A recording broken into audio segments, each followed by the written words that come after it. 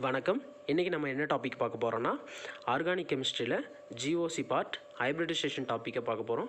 ஹைப்ரிடைசேஷன்னா mixing of orbital அப்படின்னு சொல்லுவாங்க. யாரோட ஆர்பிட்டால்னா, ஆட்டமோட ஆர்பிட்டால் மிக்சிங்கில் இன்வால்வ் ஆகி ஒரு நியூ ஆர்பிட்டாலை க்ரியேட் பண்ணுறது. இதை பற்றி இந்த வீடியோவில் பார்க்கலாம். What is hybridisation?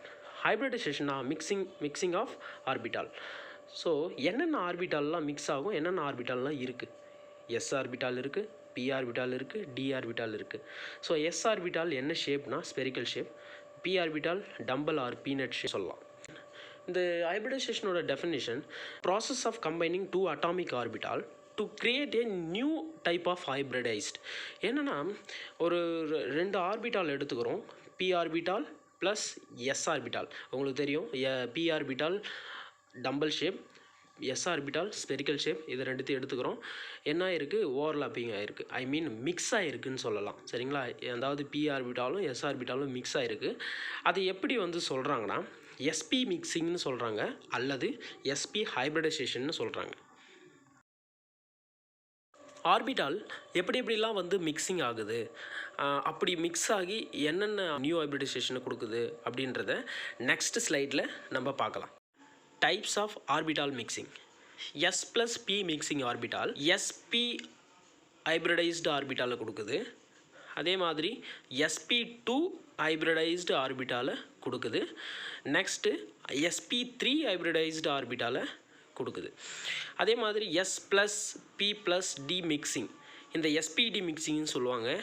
இது என்னென்ன வேரியண்ட் கொடுக்குதுன்னா, SP3D hybridized orbital and SP3D2 hybridized orbital. இதை மட்டும் நீங்கள் ஞாபகம் வச்சுக்கிட்டால் போதும். நெக்ஸ்ட்டு இது என்னென்ன ஷேப்பில் இருக்குன்றதை பார்க்கலாம். SP பார்த்தீங்கன்னா linear shape, SP2 trigonal pyramidal, SP3 toroidal shape, SP3D அது பார்த்தீங்கன்னா ட்ரைகோனல் பைபிரமிடல் ஷேப் அல்லது ஸ்கொயர் பிளேனார் அப்படின்னு சொல்லுவாங்க. அண்ட் SP3D2 ஆக்டாஹெட்ரல்னு சொல்லுவாங்க. இந்த ஷேப் ஆர் ஜாமெட்ரியை ஆன்லைனில் போட்டு பாருங்கள், அதோட ஸ்ட்ரக்சர் வரும், உங்களுக்கு ஒரு கிளாரிட்டி கிடைக்கும்.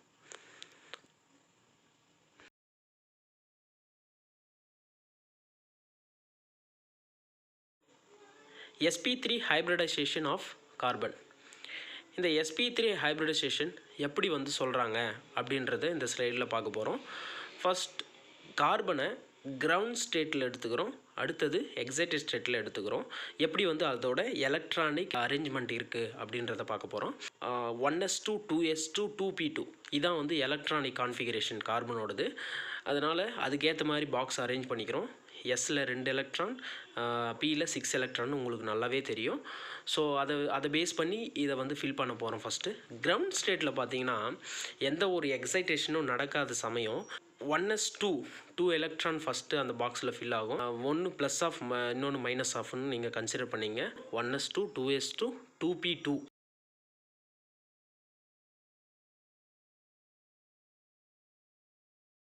எக்ஸைட்டட் ஸ்டேட்டில் 1s2 2s1 2p3 அப்படின்ற மாதிரி ஃபில் ஆகிருக்கும். இதில் நீங்கள் கவனிக்க வேண்டியது, எக்ஸைட்டட் ஸ்டேட்டில் ஒரு எலக்ட்ரான் எஸ்லேருந்து 2sலேருந்து 2pக்கு ஷிஃப்ட் ஆகிருக்கு.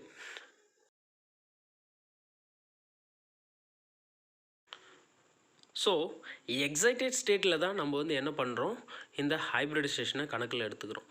ஹைப்ரிடைசேஷனே அந்த ஸ்டேட்டில் தான் நடக்குது அப்படின்ற மாதிரி கன்சிடர் பண்ணிக்கிறோம். ஸோ அதை வச்சு ஹைப்ரிடைஸ்டு ஸ்டேட்டை எழுத போகிறோம். இதில் பார்த்தீங்கன்னா 1s2 தனியாக எடுத்துக்கிறாங்க, பிகாஸ் அதில் எதுவும் ஹைப்ரிடைசேஷன் நடக்க போகிறது கிடையாது. So filled orbital. அடுத்தது 2sம் 2pயும் எடுத்துக்கிறாங்க, பிகாஸ் அங்கே தான் எலக்ட்ரான் வேக்கன்சி இருக்குது. ஸோ வெளியிருந்து வரக்கூடிய ஆட்டமோட ஆர்பிட்டால் அதில் என்ன ஆகும், மிக்ஸ் ஆகிறதுக்கு வாய்ப்பு இருக்குது. ஸோ அதனால் என்ன பண்ணுறோம், 2sம் 2pயும் ஒன்றா ஈக்குவலாக எழுதிக்கிறோம், பிகாஸ் எனர்ஜி ஈக்குவலாக வந்துடும். ஹைப்ரிடைஸ்டு ஸ்டேட்டை எழுதியிருக்கோம், 2sம் 2pயும் ஈக்குவல் எனர்ஜி ஸ்டேட்.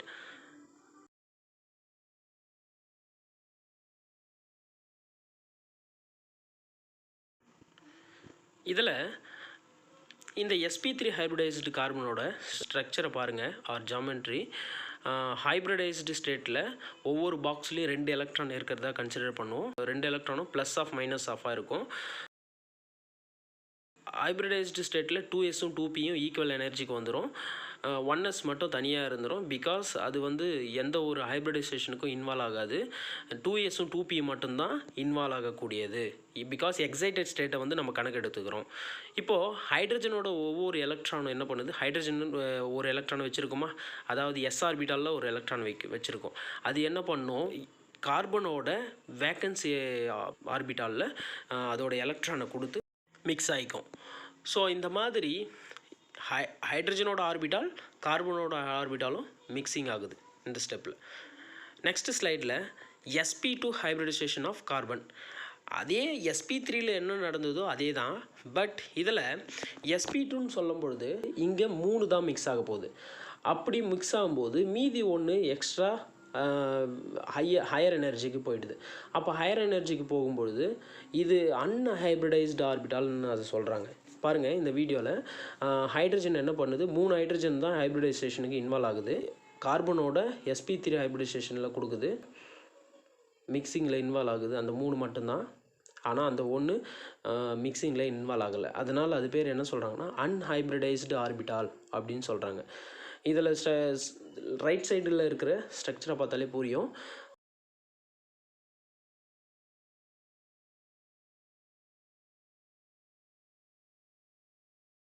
என்னன்னா ஒரு கார்பன் மேலே பார்த்தீங்கன்னா ஆக்சியல் பொசிஷனில் அன்ஹைப்ரிடைஸ்டு p ஆர்பிட்டால் இருக்கும், பிளேனாரில் 3 ஆர்பிட்டால் இருக்கும். sp hybridization of carbon, hybridized state of carbon 1s2 2s1 2p3. இதில் 2s1 2p3 மட்டும்தான் ஹைப்ரிடைசேஷனுக்கு இன்வால்வ் ஆகும்.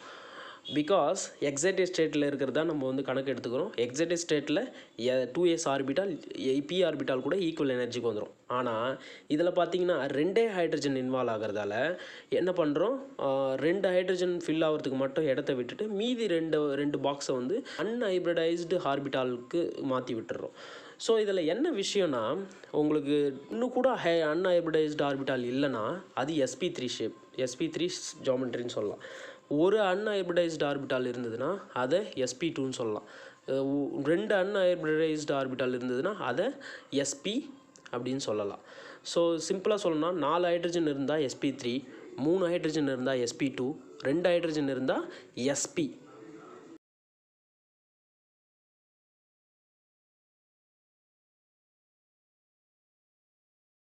அடுத்து பாண்ட் ஆங்கிள்.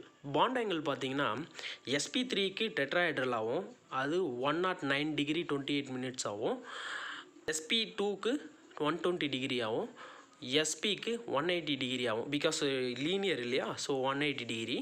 இது ட்ரைகோனல் பிரமிடல் இல்லையா sp2, ஸோ 120 டிகிரி. டெட்ராஹைட்ரலுக்கு sp3 டெட்ராஹைட்ரல்னு சொல்லுவோம் இல்லையா, ஸோ அதனால் 109 டிகிரி 28 மினிட்ஸ். இதுதான் வந்து மீத்தேனோட பாண்ட் ஆங்கிள். இது கார்பனோட பாண்ட் ஆங்கிள்னு கூட சொல்லலாம். Percentage of S character directly proportional to bond angle, percentage of S character directly proportional to electronegativity. இந்த கான்செப்டை ரொம்ப நல்லா கவனிங்க, ஏன்னா ரொம்ப முக்கியமும் கூட. So percentage of S character increases, electronegativity increases. Percentage of S character increases, bond angle increases. இதுதான் இதில் நீங்கள் தெரிஞ்சிக்க வேண்டியது. எங்கெல்லாம் பாண்ட் ஆங்கிள் இன்க்ரீஸ் ஆகிருக்கோ அங்கெல்லாம் percentage of S character அதிகமாக இருக்குன்னு அர்த்தம். percentage of S character எப்படிலாம் கண்டுபிடிக்கலான்றதை கீழே கொடுத்துருக்கேன், பார்த்து செக் பண்ணிங்க.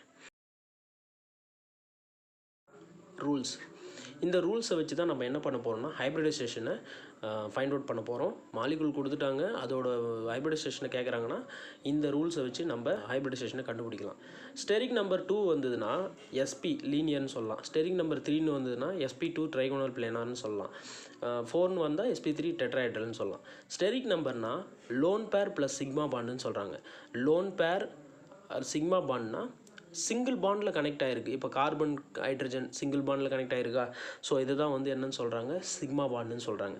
லோன் பேர்ன்றது இந்த ஆக்சிஜன் நைட்ரஜன் மாதிரியான ஆட்டம்க்கு லோன் பேர்னு ஒன்று ப்ரெசென்ட் ஆகிருக்கும். ஸோ அதை என்ன சொல்லுவாங்கன்னா இந்த லோன் பேரில் கன்சிடர் பண்ணிப்பாங்க. ஸோ கார்பனுக்கு லோன் பேர் வரப்போகிறது இல்லை.